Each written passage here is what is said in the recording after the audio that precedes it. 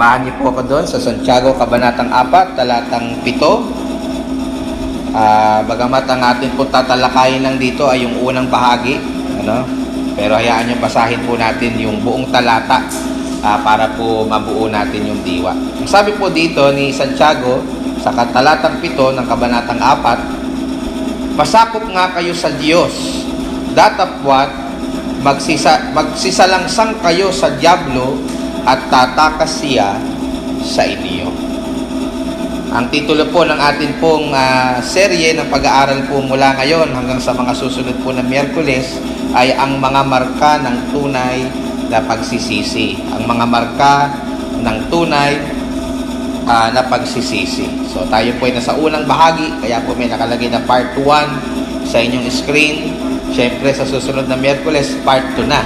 Alangan naman part 3. So, doon po natin tatalakayin yung second part ng talata pong ito. So, mula po ngayong Miyerkules, mga kapatid, hanggang sa mga susunod na Miyerkules, naloloobin po ng Panginoon na tayo po ay magtitipon-tipon, tayo po ay magkakaroon ng serye na pag-aaral, partikular po sa topic ng mga ng tunay na pagsisisi o mga marka ng tunay na pagsisisi o yung tinatawag po sa wikang Ingles na genuine repentance. So sisimulan po natin yan dito sa Aklat ng Santiago mula sa talatang 7 hanggang sa talata pong 10. So maaaring tinatanong niyo po mga kapatid, bakit ganito yung ating magiging diin sa atin pong pangangaral dito po tuwing prayer meeting? Maliban po kasi na ito po ay naging bahagi ng ating verse by verse series, pero mamaya makikita niyo po kung bakit mahalaga pa rin mga kapatid na maunawaan po natin ang ibig sabihin ng tunay na pagsisisi. Kasi maaaring tinatanong ninyo, bakit ba namin pag-aaralan yung tungkol sa tunay na pagsisisi or genuine repentance, gayong nagsisi naman na kami sa aming mga kasalanan noong aming naunawaan na kami ay makasalanan at kailangan po namin ng kaligtasan kay Kristo. Bakit, Pastor, mahalaga pa rin pag-aralan ang tungkol sa pagsisisi? Well, mga kapatid, gusto ko pong i-argue sa inyo sa gabi pong ito na ang pagsisisi po sa ating mga kasalanan ay hindi lamang po ito minsanang gawain. Ulitin ko po, mga kapatid, ang pagsisisi po sa ating mga kasalanan ay hindi lamang po minsanang gawain. Hindi po ito gaya ng isang bakuna na minsanan lang nating mararanasan. Ito po ay buhay ng isang Kristiyano habang siya po ay nabubuhay dito sa lupa, mga kapatid. So kung paanong kinakailangan po tayong patuloy na sumampalataya sa ating Panginoong Hesukristo araw-araw, kinakailangan din po mga minamahal na tayo ay patuloy na nagsisisi sa atin pong mga kasalanan araw-araw. Dahil sa ayaw po natin sa gusto mga minamahal, ang realidad po ng buhay natin bilang mga Kristiyano sa araw-araw, tayo po ay nagkakasala. Araw-araw, mga kapatid. Now, hindi ko po ibig sabihin na kailangan po nating magsisi ng paulit-ulit sa ating mga kasalanan sapagkat kapag tayo ay nagkakasala, nawawala po ang ating kaligtasan. Hindi po ganun ang aking ibig sabihin. Bagamat ganun po ang aking intindi nung ako po ay hindi paligtas. So akala ko kailangan kong magsisi bago ako matulog, kasi kapag hindi ko ginawa yun, matutulog ako ng marumi. At pag ako'y namatay ng marumi habang ako'y natutulog, mapupunta ako sa impyerno. So, kaya ang ginagawa ko po during that time, na hindi pa po ako ligtas, bagamat ako'y laki sa simbahan, nagsi-sinner's prayer po ako halos gabi-gabi. Kasi ganun ang aking paniwala. So, hindi ko po ibig sabihin, mga kapatid, na kailangan natin paulit-ulit na magsisi kasi nawawala yung ating kaligtasan kapag tayo ay nagkakasala po. Ang kaligtasan po ng isang tunay na mananampalataya ay kailanman hindi po maaalis sa kanya, gaano man po karumal-dumal ang nagawa niyang kasalanan. Gusto ko pong diinan po yan. Kapag pinag-uusapan po, mga kapatid, ay ang tunay na mananampalataya, Ano man pong kanyang kasalanang magawa, hindi po maaalis ang kanyang kaligtasan. Kung paano ang ating anak ay mananatili pong anak natin, ano man po ang pagkakasala niyang magawa sa atin, no? Gayon din po ang ating Ama sa Langit, na kanya po tayong itinuturing pa rin sariling anak sa kabila po ng mga panahon na tayo ay nagkakasala sa Kanya. Ngunit kaya din po ng ating relasyon sa ating mga magulang at sa ating kapwa na nanlalabig, dahil po lalo na po sa tuwing tayo po ay nagkakasala po sa kanila, kailangan din po nating patuloy na humingi ng kapatawaran sa ating Panginoon Diyos upang manatiling mainit, maayos ang ating pong fellowship sa Kanya. Di po ba ninyo na-experience yon, mga minamahal? Sa tuwing kayo po ay nagkakasala sa Diyos at hindi nyo pa ito pinagsisisihan sa Kanya, hindi pa kayo nagre-repent, hindi po ba para kayong hinang-hina sa inyong buhay pananampalataya? At parang pag nanalangin kayo, ang layo-layo ng Diyos sa inyo, di ba? Na before, kapag nag-pray ka pa lang, kapag pikit pa lang ng mata mo, damang-damang mo na yung presensya niya sa iyong harapan. Pero the moment na ikaw ay magkasala at hindi mo ito hiningi ng tawad sa Kanya, parang ang layo-layo ng Diyos. So kailangan po natin ng genuine repentance. Kailangan po natin ng pagsisi sa ating mga kasalanan. Hindi dahil nawala, ulitin ko, hindi dahil nawawala ang ating kaligtasan, kundi para ma-restore yung atin pong maayos na relationship sa ating Panginoon Diyos na nasisira dahil po sa ating mga kasalanang nagagawa. Kaya naman po, mga minamahal, napakahalaga po ng ating pinag-aaralan ngayon at sa mga susunod po na Miyerkules, sapagkat ito po ay may kinalaman sa panghabang buhay po nating gawain bilang mga mananampalataya, namely, ang pagsisisi po sa ating mga kasalanan. So ito po may kinalaman sa magiging buhay po natin sa araw-araw hanggang magpantay po ang ating mga paa. Tayo po ay patuloy na magsisisi at magsisisi ng atin pong mga kasalanan sa Diyos. So ganyan po yung makikita nating paghihikayat ni Santiago sa kanyang mga sinusulatan dito po sa talatang ito.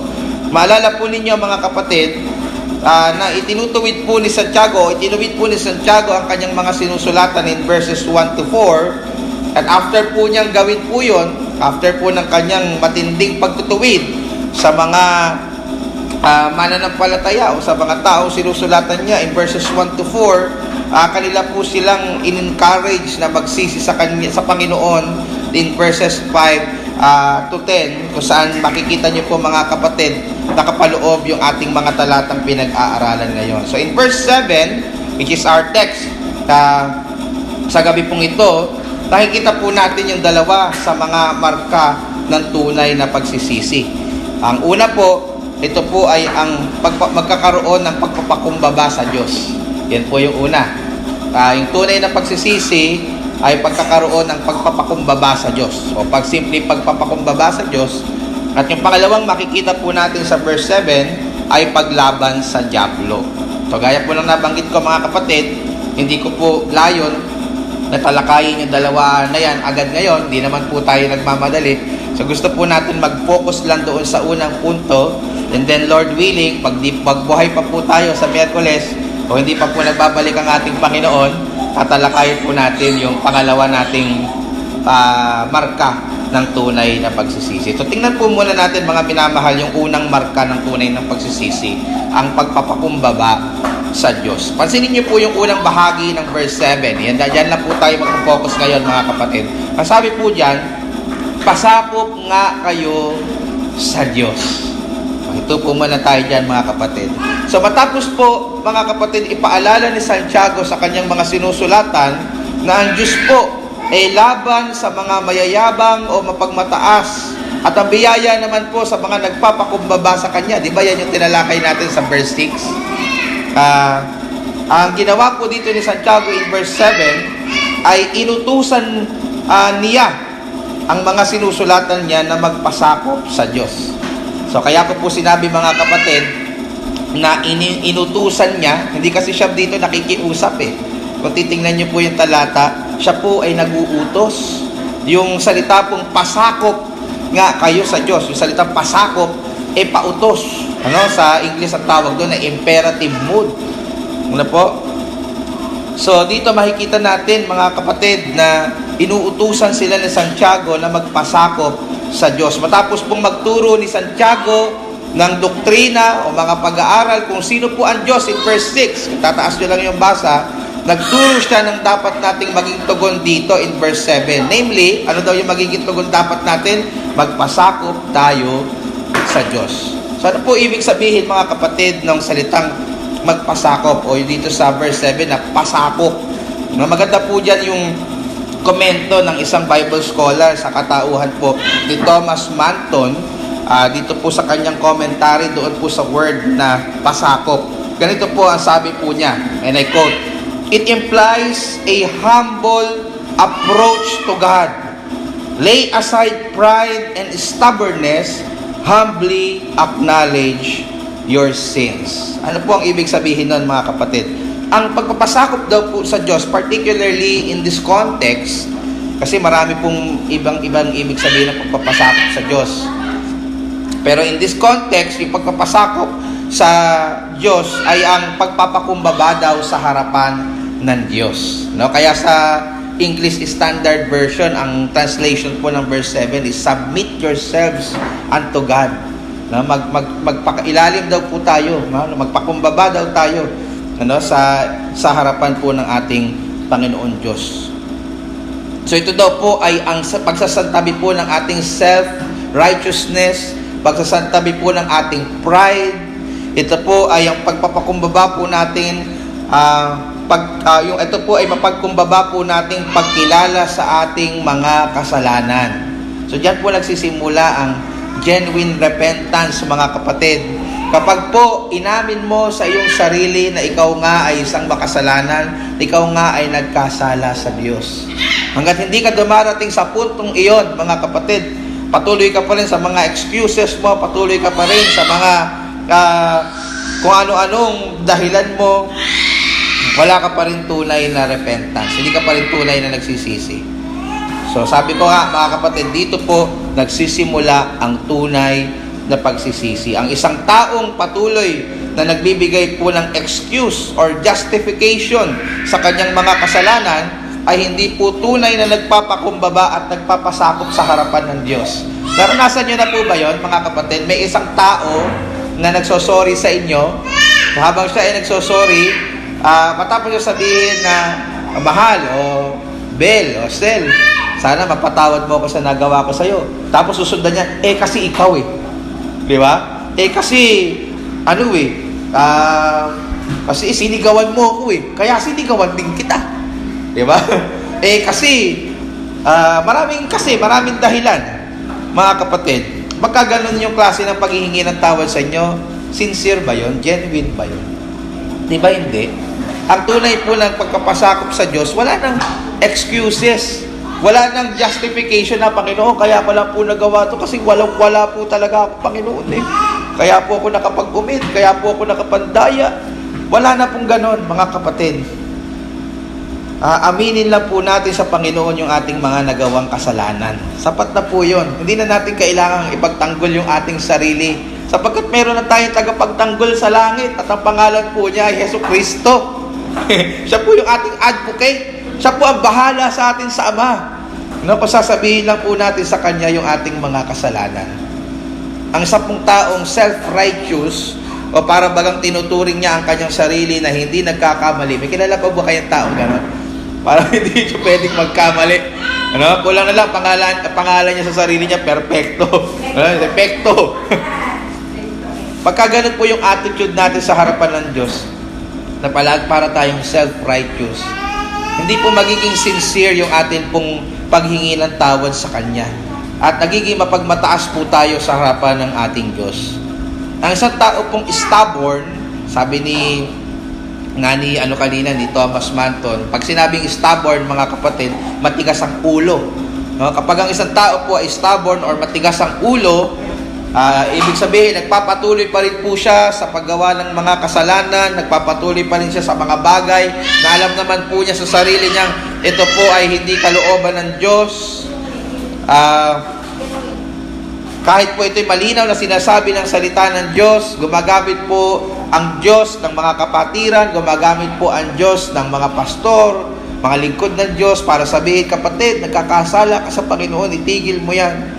Pero sa kabila po ng pagsasabi sa iyo na ito ay kasalanan, matigas pa rin ang ulo mong, ipinipilit mo pa rin ang paggawa mo ng kasalanan, iyan po ay pagpapakita po ng isang pagmamataas sa harapan ng Diyos. Sapagkat mas iniisip mo na mas may katwiran ikaw kaysa sa Diyos na nagsasabing mali ang iyong ginagawa. So mga kapatid, sa atin pong pagsisisi, sa ating pong mga kasalanan, dapat po nating iwasan yung pagiging arugante sa harapan ng Diyos. No, kung hindi po yan nagwo-work sa atin, sa ating relasyon pang tao, kapag tayo ay nagsisisi, humihingi ng tawad sa ating kapwa, nang meron tayong pride at pagmamataas sa ating mga puso, lalo hindi yan magwo-work sa Diyos na nakatatalos po ng ating mga puso.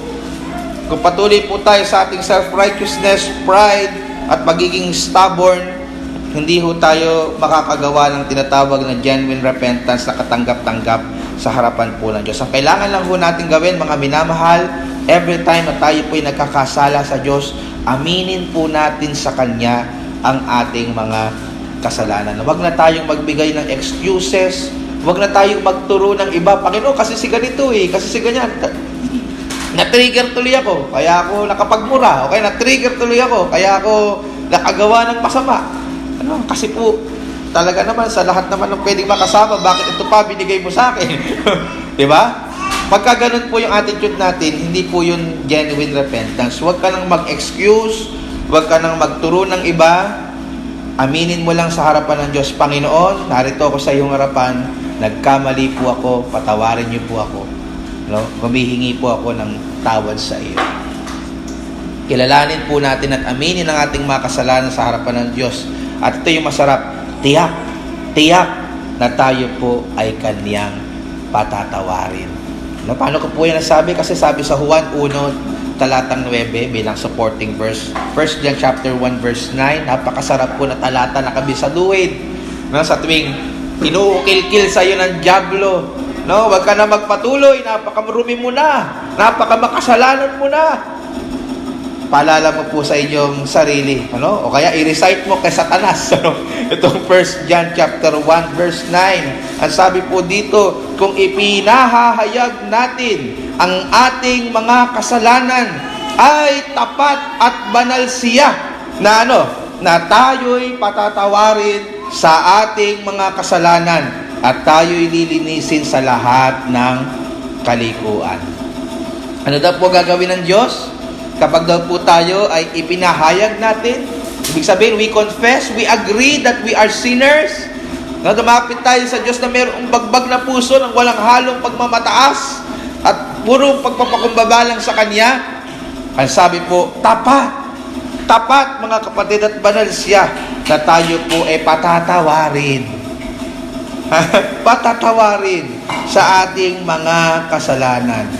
Mga kapatid, hindi ko alam yung mga nagawa nyong kalokohan.